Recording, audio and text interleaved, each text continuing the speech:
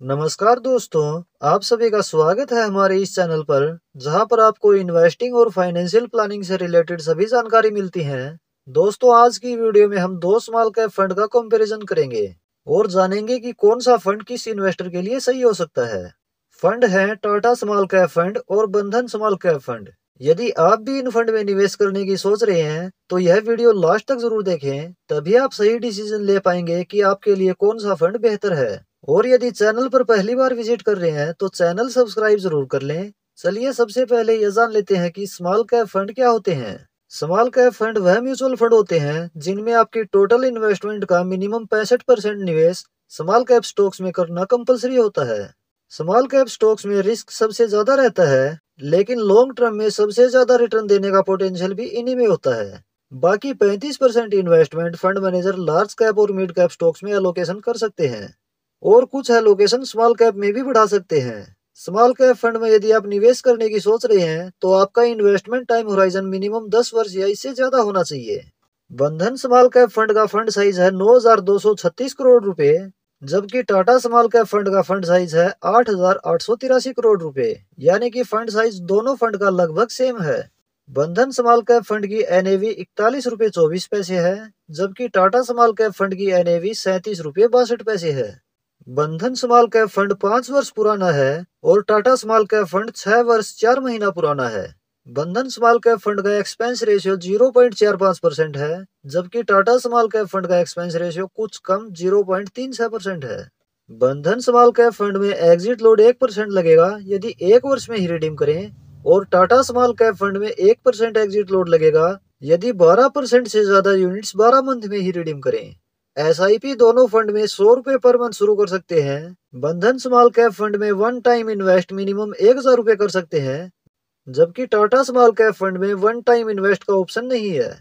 बंधन small cap fund का benchmark BSE 250 small cap total return index है, जबकि टाटा स्मॉल कैप फंड का benchmark Nifty small cap 250 total return index है।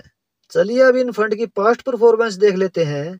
बंधन स्मॉल कैप फंड की पिछले 1 वर्ष की रिटर्न है 11.81%, पिछले 3 वर्ष की एनुलाइज रिटर्न है 26.87%, पिछले 5 वर्ष की एनुलाइज रिटर्न है 33.10% और इसकी ओवरऑल एनुलाइज रिटर्न है 33.65%।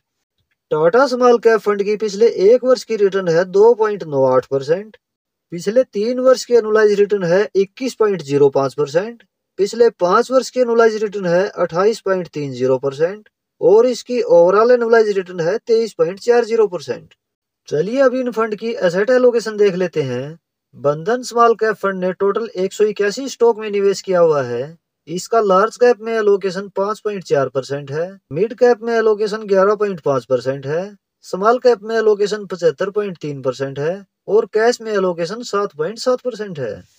टाटा स्मॉल कैप फंड ने टोटल 59 स्टॉक में निवेश किया हुआ है। इसका लार्ज कैप में कोई एलोकेशन नहीं है, मिड कैप में एलोकेशन 7.85% है, स्मॉल कैप में एलोकेशन 87.46% है और कैश में एलोकेशन 4.5% है।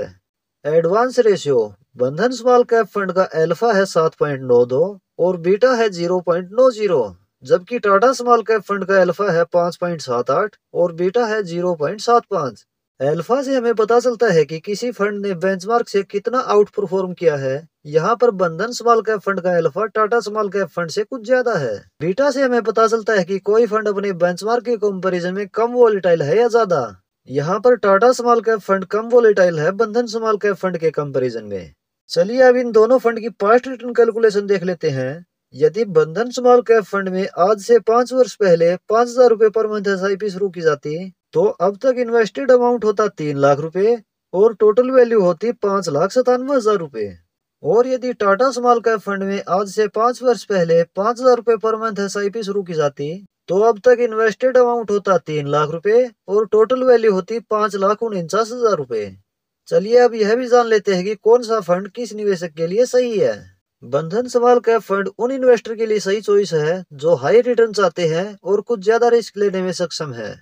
टाटा स्मॉल कैप फंड उन इन्वेस्टर के लिए सही चॉइस है जो स्टेबल रिटर्न चाहते हैं और रिस्क भी कुछ कम लेना चाहते हैं।